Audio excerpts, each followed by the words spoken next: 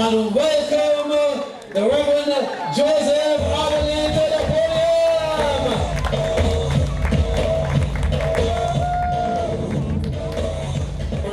So I'd like to say good night to all of us. And thank you indeed here in Parkland for giving me the opportunity to speak to you. My privilege as well to speak for a few minutes tonight on behalf of Wilfred. And they've asked me to introduce him to you. I don't think I need to do that because he's been making himself familiar to yourselves and very well known to you. All the time. But I've been given a few minutes and asked to do that, and that I will endeavor to do. I come from St. Michael. I've lived in St. Michael most of my life, though born in St. Joseph. I lived at Station Hill, which was a working class district of poor people. I lived at Bank Hall, which was a working class district of poor people.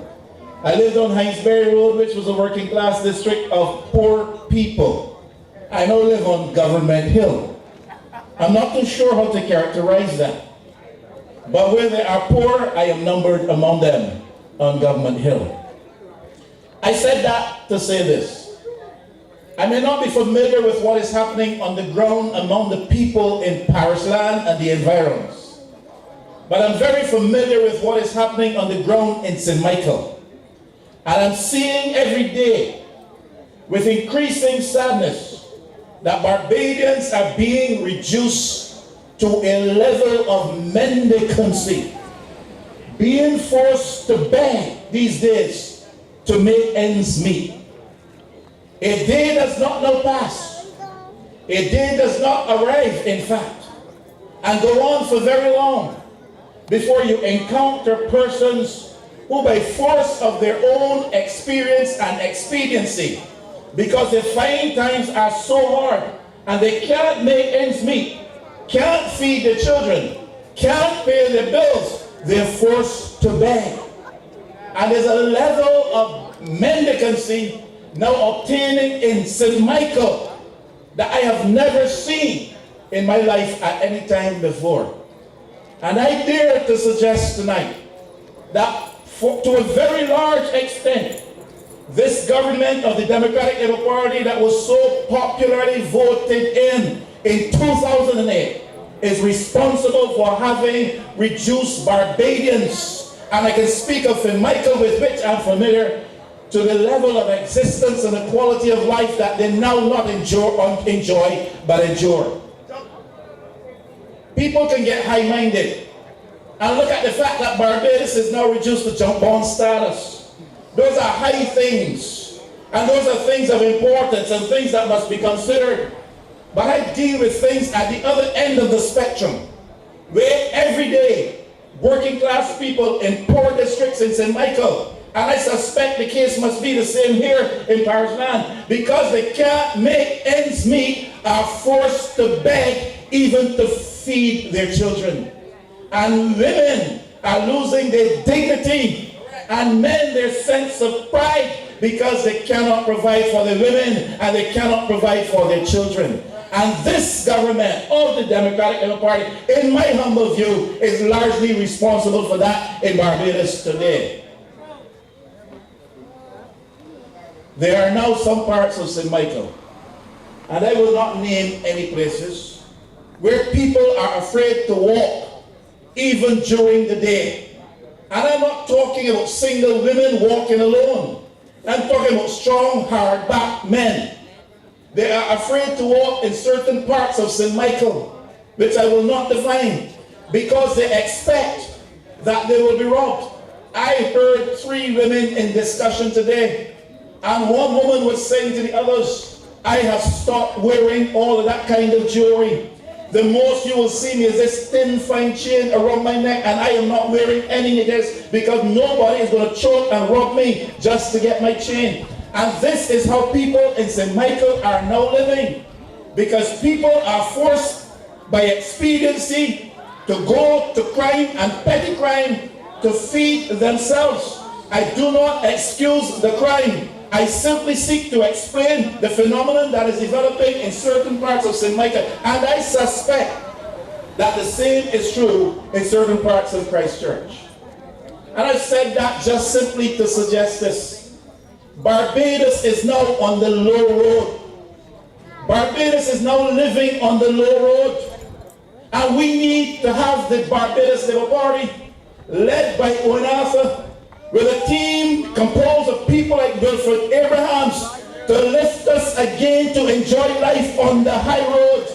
We are enjoying an existence on the low road, faced with mendicancy and crime and needs that cannot be satisfied, and a government that's caused us to lose hope that it can create the kind of opportunities which we desire and which we deserve. And they have brought us to this sorry path. But I dare to ask you tonight, and I do so humbly, that when the time is given shortly, in your numbers, please go and vote for Wilfred Abrahams. Vote for the Barbados Labour Party. We need to get off of this low road. We need to find a new breath of life on the new road. And the Barbados Labour Party can usher in that day here again in Barbados and in Christchurch. There are 30 elections to be contested when Mr. Stewart chooses shortly. Across Barbados, 30 elections. It's not one election, it's 30 elections to be contested across Barbados. And in some instances, the choice may be said by some not to be too clear. That is not the case in Christchurch East. In Christchurch East, the choice is clear, because the contrast between the candidates is striking. In the red corner, wearing red trunks, is Wilfred Abrahams, representing the Barbados Labour Party, a standard bearer for law and order and justice in Barbados. Ask anybody. One of the most popular young lawyers in Barbados today, most respected young lawyers in Barbados today, is Wilfred Abrahams. In the Barbados Labour Party corner, on our side, we have a standard bearer for law and order and justice. In the blue corner, and on the other side, is a man who belongs to a band of persons who look the law in the face and disregard the law and disrespect the law. We have had in this country a serious situation where a government wanted to appoint a certain person to the highest judicial position in Barbados, the Chief Justice of Barbados. The law did not allow it. What did this government do?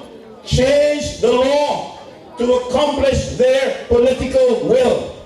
In our corner, we have a standard bearer for law and order and justice and principles of that world. On the other side, we have one who represents a band of persons who disregard the law, who trifle with the law to serve their own political ends. The statutory laws of Barbados do not provide for an executive chairman at the Barbados Water Authority. What did this government do? Appoint an executive chairman at the Barbados Water Authority outside of the law, paid him with taxpayers' money. He went on to mess up the job and mess up things. He is not now there, but the law was bent and breached to accommodate their political ends. On this side, we have one who is a standard bearer for law and order and justice. We have on the other side a man who represents a band of persons who have little regard for the law and trifle with the law to suit themselves. They tell me that the Barbados Transport Board is not so set up on the statute to sell fuel, but every day in Robert Street in Bridgetown, a whole set of confusion is created by an entity that is commercializing and operating in the sale of fuel for ZRs and minibuses outside of the law. On this side, there's one who's a standard bearer for law and order. On the other side is one who is part of a band that breaches the law when it suits themselves, that bends the law when it suits them.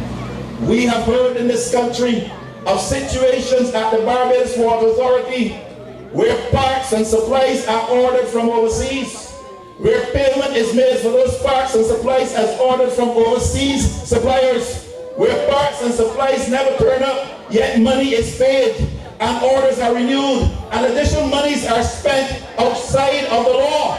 On our side, we have one who represents law and order. On the other side is one who is part of a group who bends the law or breaches the law when it suits them.